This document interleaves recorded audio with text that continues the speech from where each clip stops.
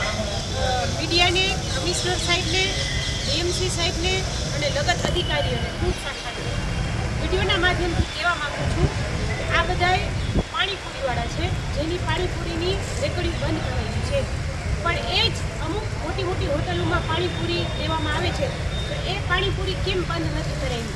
પછી ઘણી બધી મોટી મોટી હોટલો જે તે ટાઈમમાં સીલ્ડ કરવામાં આવી હતી તો એ હોટલોને પાછી કેમ ચાલુ કરી?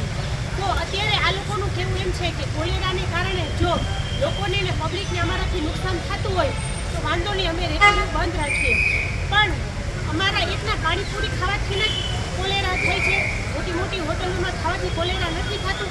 હમણાં થોડા ટાઈમ પહેલાં અમૂલ ડેરીના દૂધના પેકેટમાંથી ઈયળું નીકળી એવો એક વિડીયો વાયરલ થયો હતો.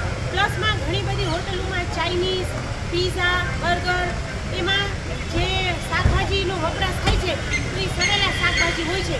તો ફૂડ શાખાના અધિકારીઓ છે એ ક્યાંક ને ક્યાંક વાલા દવલાનું રાખે છે કે ગરીબ માણસોને બંધ કરાવી અને છાપા ઉપર અને પેપર ઉપર દેખાડે છે કે અમે આટલું સીલ્ડ કરાવ્યું.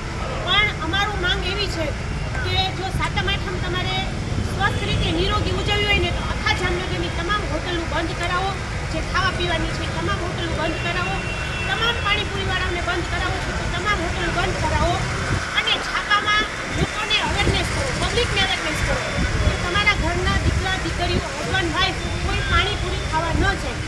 પબ્લિકમાં અવેરનેસ લઈ આવો. તમે ગરીબ માણસોની રોટી ઉપર લત નહીં મારો.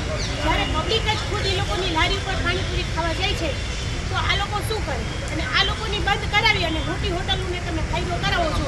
એટલે અમે ફૂડ શાખાના અધિકારીઓને અને કમિશનર સાહેબને વિડીયોના માધ્યમથી આ વિડીયો પ્રેસ આઉટ કરવા વિનંતી કરીએ છીએ.